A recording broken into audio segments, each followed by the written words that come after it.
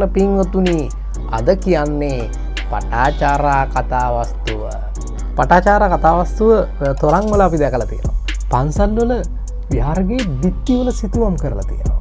පටසලු අසෙන් තලපුඩුව ලොකුවට මතු කරලා තමයි ඇඳලා තියෙන්නේ. රහබලා තලුමරයි අතගගා හුණු බිත්ති කඩාගෙන ආපු සඳුන් මලකින් අතුගාපම් බුදුමැදුර. ඇයි බුදුමැදුර අතු ගන්න කියන්නේ? කෙළගොඩකි උපාසක මහත්වරු බිම හැදුවා. මේක ලස්සන කවියක්, නූතනයේ ලියවුණු ලස්සන කවියක්. මේ කවියේ මාතෘකාව තමයි පටාචාරාට මලපනි. ඇයි මේ පටාචාරාට මල පැන්නේ? ඒ හේතුව ගැන තමයි අද කියන්න හදන්නේ. දැවෙන හිතට දැනෙන කවි. ඉතින් ආයිබෝවන් ග්‍රාමා බ්‍රෝ YouTube channel එකට බොහොම සාදරයෙන් පිළිගන්නවා. හුඟ දවසකින් කවියක් අරන් එන්න බැරි වුණා. පහුගිය දවස්වල චීනෝ උරු වෙන හැටි ඕවා අනම්මනම් ටිකක් තමයි පෙන්වුවේ. හැබැයි සාහිත්‍ය පැත්තට අපේ නැඹුරුතාවයක් තියෙන ඕනේ හින්දාම අපි යලිත් ලස්සන කවියක් අරගෙන එනවා. ඒ තමයි පටාචාරාට මලපණී කියන කවිය. ඒ කවියේ නම තමයි පටාචාරාට මලපණී කියන්නේ. මේ කවිය ලියලා තියෙන්නේ පේරාදෙණිය විශ්වවිද්‍යාලයේ දමී දර්ශා කියන කවිඳිය තමයි මේ කවිය ලියලා තියෙන්නේ. බොහොම ලස්සනට බොහොම අපූර්වට නූතන චින්තනයත් එක්ක ගලපලා මේ කවිය ලියලා තියෙනවා. මේ කවිය අහනකොට ඔබට හිතේ ඇත්තක් තමයි මේ කියන්නේ කියලා. මලපණී කියන භාෂාත්මක යෙදුම නූතනේ අපිට අහන්න තියෙන එකක් නේ. අලුත් පරම්පරාවේ අය තමයි මල පැනලා මාර වැඩේ මචං. ඔය වගේ නිකන් මට මල පැනලා හිටී වගේ එහෙම කතා කියන්නේ අලුත් පරම්පරාවේ අය. හැබැයි ඒ අලුත් පරම්පරාවේ වචන තමයි මේකට යොදලා තියෙන්නේ. මේක කියන්නේ ඇත්තටම පටාචාරා බුදුහාමුදුරන් වහන්සේ මුණ ගැහිලා උන්වහන්සේගේ පිහිට ලබන වෙලාවේ එයාට සියල්ල අහිමි වෙලා තිබුණේ. දරු දෙදෙනා, සැමියා මේ ඔක්කොම නැති වෙලා අවසානට අම්මා තාත්තත් නැතු වෙද්දී ඇඳිවතත් අහිමිව බුදුහාමුදුරුවෝ ගාවට ආපු පටාචාරා සහ ඒ වෙලාවේ පටාචාරා හිටපු විදිය තමයි විහාරස්ථානවල පන්සල්වල බිත්තිවල අපට අනිත්‍ය මෙනෙහි කරන්න. එහෙම නැත්නම් නැතිවීමේ ස්වභාවය පෙන්වන්න කියලා චිත්‍රණය කරලා තියෙනවා. ඉතින් මේ චිත්‍ර ශිල්පියෝ සහ මූත්‍රි ශිල්පියෝට වරදක් නෙවෙයි මේ කියන්නේ. හැබැයි පටාචාරා කියනවා ඒක වරදක්. මං ඒ වෙලාවේ හිළුවින් හිටියේ නෑ. එහෙම එකක් කියන්නේ. බලන්න මේක අපූර්ව කතාවක් සහ ඒක ඇත්තටම නොදන්න මිනිස්සු. සියල්ල අහිමි වෙච්ච මිනිහෙකුට කිසිම නිනව්වක් නෑ. ඇගේ ඇඳුමක් තියෙනවද කියලාවත් මතක නැති වෙන්න පුළුවන්. ලොකු කම්පනයක් වෙලා සියල්ල නැති වෙලා මේ ලෝකේ විඳින්න තියෙන උපරිම ඛේදවාචකයට ආපු මිනිහෙකුට ඒ වෙලාවේ තමන් ඉන්න සිටුේෂන් එක තේරෙන්නේ නැහැ. ඒ ස්ථාවරය තේරෙන්නේ නැහැ. ඒ ස්ථාවරය ඇඳිවතත් නැතුව හිටියාය කියලා තමයි චිත්‍රණය කරලා තියෙන විහාරස්ථානවල. හැබැයි ඒ විහාරවලට යන අපේ සිංහල බෞද්ධයෝ සියල්ල අහිමි වෙච්ච මේ අනිත්‍ය කියන එක හරියට ඔළුවට තේරුම් ගත්ත එක නොවුනොත් එහෙම අර චිත්‍රයෙන් අර මූර්තියෙන් දකින්නේ අනිත්‍ය ස්වභාවය නෙවෙයි වෙන එකක්. ඒක තමයි මේ කියන්නේ පටාචාරා. වහම මේක නිවැරදි කරපන් කියලා. අපි කවිය අහලා බලමු. දමී දර්ශා පේරාදෙණිය විශ්වවිද්‍යාලයෙන් තමයි මේක ලියන්නේ පටාචාරාට මලපණි. කවිය එන්නේ මෙහෙමයි. දෑත් හිස මතටදී ගලවලා පටසලුව. අයා නෙත්හා මෝද මතු කරලා තනපුඩුව. දැන් මේ චිත්‍ර ශිල්පියා එයාගේ චිත්‍රය විහාරයේ ඇතුලේ ඇඳලා තියෙන විදිය මෙයා මේ කියන්නේ. දෑත් හිස මතටදී අර අත් දෙක ඔළුවේ තියාගෙන පටාචාරක රූපේ මවා ගන්න දැන් හිතින් ඔබ විහාරස්ථානවලදී දැකලා තියෙනවා. දෑත් හිස මතටදී ගලවලා පටසලුව. අත් දෙක ඔළුවේ තියාගෙන ඇඳුම ගලවලා දාලා. අයා නෙත්හා මුවද මතු කරලා මේ ඇස් අරගෙන කට අරගෙන මතු කරලා මුවද මතු කරලා තනපුඩුව. පටසලු අසෙන් තනපුඩුව ලොකුවට මතු කරලා තමයි ඇඳලා තියෙන්නේ. අමදපන් බුදුමැදුර. දැන් පටාචාර කියනවා අන්න ඒ විදිහට තමයි මගේ චිත්‍රය ඇඳලා තියෙන්නේ විහාරස්ථානවල. මං කට අරගෙන පිස්සියෙක් වගේ ඔළුවේ අත තියාගෙන ඇඟේ සලුව නැතුව තමයි මම ඇඳලා තියෙන්නේ. ඒ හින්දා වහාම අමදපන් බුදුමැදුර සඳුන් මලකින් නෙළුව කඩාගෙන ආපු සඳුන් මලකින් අතුගාපන් බුදුමැදුර. ඇයි බුදුමැදුර අතු ගන්න කියන්නේ? කෙළගොඩකි උපාසක මහත්වරු බිම හැලුව. ඔය පොයට සිල් ගන්න ගියපු උපාසක මහත්වරු මහා කෙලස් ගොන්නක් ඔළුවේ තියාගෙන ගෙදර ප්‍රශ්න ගොඩකුත් තියාගෙන ක්ලේශ මාර සේනාවත් එක්කම ජීවත් වෙන අපේ උපාසක මහත්වරු බොරුවට සිල් ගන්න යනවනේ පන්සලට. බොරුවට යන්නේ සමහරව ඇති අවංකවම සිල් ගන්න අය. හැබැයි ඔය යන උපාසක මහත්වරු ගාව ඇත්ත සීලයක් නැහැ. ඒක තමයි ඇත්ත. එහෙම ඔබ පිළිගන්නවා ඇති. ඉතින් කෙළගොඩගේ උපාසක මහත්වරු බිම හැලුවා. එතකොට මේ උපාසක මහත්වරු අනේ අර උතුරු සළුවක් දාගෙන මේ විහාරය ඇතුළට ගිහිල්ලා පටාචාරගේ අර රුව දැකලා කෙළ හලනවලු බිම. ඒ හින්දා ඒ කෙළ වහම අතුගාපන් මේ සඳුන් මලකින් කියලා පටාචාර කියනවා දැන් මේ.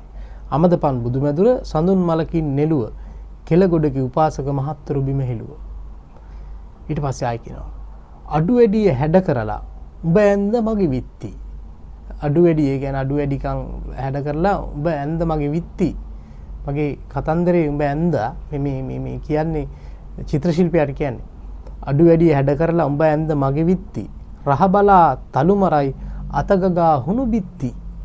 පන්සලේ විහාරේ හුණු බිත්ති අතගගා පටාචාරගේ කතාව ගැන චිත්‍ර ශිල්පියා ඇඳපු ඒක තලුමර රස විඳිනවලු අපේ උපාසක මහත්තුරු. තරම් ඉවසලා ඉන්න නැතිය තව හයි හත්ති. පටාචාර කියනවා මට මේවා බල දැන් ඉන්න බෑ. මට හයිය නෑ තවත් මේ විත්ති ඉවසන්න. තොරණ හැඩ කරපු මට ඉටු කරපියව යුක්ති. වහම මට යුක්ති ඉටු කරපල්ලා. තොරණ හැඩ කරපු මට මොකද පටාචාර තොරණෙත් ඉන්නවනේ. තොරන් කාලෙට පොසොන් එකට වෙසක්කට තොරණෙත් පටාචාරා කතා වස්තුව කියලා අර යටින් ඔහම ලියලා තියෙනවා. ඒකේ අර තැන් තැන් වල කොටු වල පටාචාරගේ එක එක අවස්ථාවන් ටික පිළිඹු වෙනවා. ගඟේ දරුවෝ ගඟේ යන ටික නයා ගහන එක මහත්තයාට අම්මා තාත්තා ගෙදර එනකොට නැති එක මේ ඒගොල්ලෝ මිය ගිහිල්ලා කියන එක. ඊට පස්සේ බුදුහාමුදුරුවෝ ගාවට යනවා. බුදුහාමුදුරුවෝ ළඟට යනකොට ඇඳිවත නැතුව තමයි පටාචාරා ඉන්නේ. ඒ ටිකත් තොරණේ තියෙනවා පටාචාරා හෙළුවෙන් ඉන්න එක. ඒකට වහාම මට යුක්තිය ඉටු කරපිය කියලා දැන් මේ පටාචාර කියන්නේ. බලන්න කොයිතරම් කතාවක්ද මේ කියන්න හදන්නේ. මේ මහා ගැඹුරක් තියෙන කතාවක් මේ කියන්නේ. මේක අපි hina වෙන්න ඕන එකක් නෙමෙයි. මේක ගැඹුරින් හිතන්න ඕන එකක්. දමේ දර්ශා බොහොම ගැඹුරු කතාවක් මේ සමාජයට පෙන්වන්න හදන්නේ මේ පටාචාරාව ඉස්මතු කරලා. මේක කේද වාචකයක්. 6ක් 4ක් දන්නේ නැති වුන් දෙන්න මැරුණා මිනිහා එක්කම. 6ක් 4ක් දන්නේ නැති වුන් දෙන්නත් මැරුණා මිනිහත් එක්කම. ඒ කියන්නේ ළමයි දෙන්නත් මැරුණා මිනිහත් එක්කම. අම්මා අප්පත් නැතිදාක බුදු සසුන පමණයි තිබුණ වත්කම. බලන්න.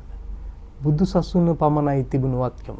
මිනිහෙක්ගේ ජීවිතයේ බෞද්ධයෙකුට තියෙන ලොකුම වත්කම තමයි බුද්ධ ශාසනය, බුදු දහම, බුදුහාමුදුරුවෝ. තමයි පටාචාරටත් එදා තිබුණ එකම වස්තුව, එකම වත්කම. මේ හැම දෙයක්ම ජීවිතේ නැති වුනහම ජීවිතේ සියල්ල අහිමි වුණාම අපිට ඉතුරුන එකම වත්කම තමයි බුදු සරණ, බුදු දහම. ඒක මෙයා කියන්නේ. මට තිබ්බ එකම වත්කම බුදු දහම ඒ වෙලාවේ. නිනව්වක් නැහැ සලුව ගැන. මට ඒ වෙලාවේ මගේ ඇඳුම ගැන ගාණක් තිබ්බේ නැහැ. වැඳ වැටුණා මං බුදු හිමිව දැක්කම. මට මේ ලෝකේ තියෙන එකම සරණ බුදු සරණ ඒ වෙලාවේ. ඉතින් මං බුදුහාඳුරු දැක්ක ගමන් වැඳ වැටුණා. මගේ තියෙන ගින්දර මට කියා ගන්න හිටිය උන්වහන්සේ විතරයි. මගේ දුක නිවන් හිටිය උන්වහන්සේ විතරයි. ඉතින් මට සලුව ගැන ඒ වෙලාවේ නිනවක් තිබ්බේ නැහැ. මං වැඳ වැටුණා උන්වහන්සේ දැක්කම. හිතක් පපුවක් නැතිව මගේ වත කෙලෙසුවා උඹ ඇඳ සිත්තම. හැබැයි හිතක් පපුවක් නැතුව මගේ වත ඇඳ උඹ විහාරේ බුදුගේ හෙළුවෙන් නිර්වත් කරලා උඹ ඇඳ සිත්තමෙන් කෙලෙසුනා මගේ වත කියලා තමයි ඇයි කියන්නේ. එදා මට හරි හමන් සිහියක් නොතිබුණු වග ලෝකෙටම කියපන්.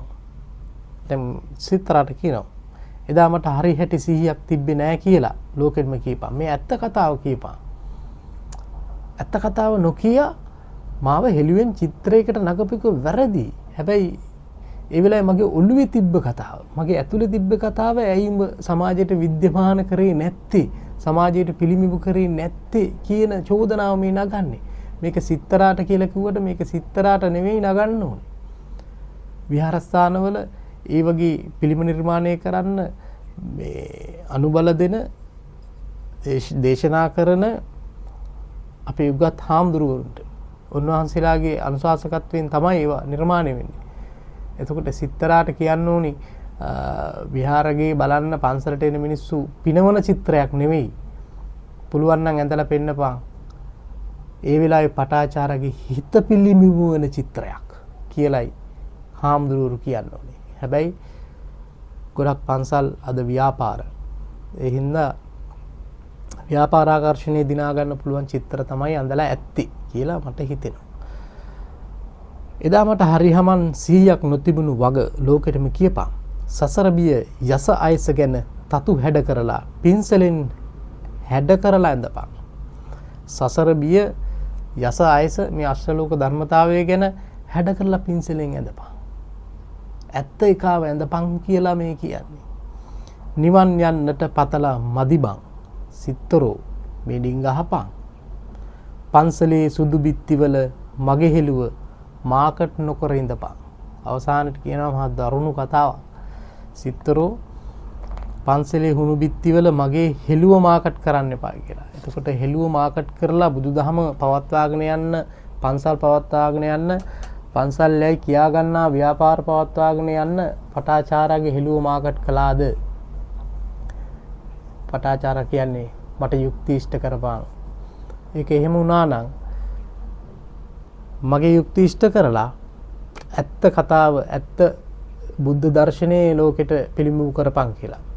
බුදුහාමුදුරුවෝ දකින්නකොට මට නිනව්වක් නැතුව මගේ අතින් ගිලිහිච්ච රෙදි ටික ගිලිහුණා කියන එක නෙවෙයි පිළිඹු කරන්න ඕනේ. පටාචාරට සියල්ල අහිමි වුණාම ඇයට අමතක වෙච්ච ඇගේ ගිලිහිච්ච සලුව නැති වෙච්ච එක නෙවෙයි චිත්‍රයට නගන්න ඕනේ. ඒ වෙලාවේ පටාචාරගේ හිතේ තිබුණු වේදනාව සහ බුදුන් වහන්සේව මුණ ගැහුණාම අනිත්‍ය ගැන ඇයට වැටහිච්ච ධර්මතාවයේ පිළිඹු වෙන චිත්‍රයක් ඇඳපන් විහාරයේ කියලා තමයි මේ පටාචාර කියන්නේ. ඒක නෙමෙයිද ඇත්තටම ඇත්ත. ඒක තමයි ඇත්ත. ඕක ගැන ඉතින් ඔයිට වඩා ගැඹුරින් කතා කරන්න ඕන එකක්. හැබැයි ඉතින් ඊට වඩා කතා කරාම අපි බුදුදහමට ගරහන සහ මේ ශාසනයට යම් කෙනෙහිලිකම් කරන මිනිස්සු යයි කියන්න පුළුවන්. ඒ නිසා බුද්ධිමත් සහෘදයෝ බුද්ධිමතුන්ට මම හිතනවා මේ කවිය තේරෙනවා කියලා. මේ කවියේ තියෙන ගැඹුර. අනේ ගැඹුර විතරක් අපි ගමු. ඉතිරි එක අපි අතහැරලා දාමු. දැවෙන හිතට දැනෙන කවි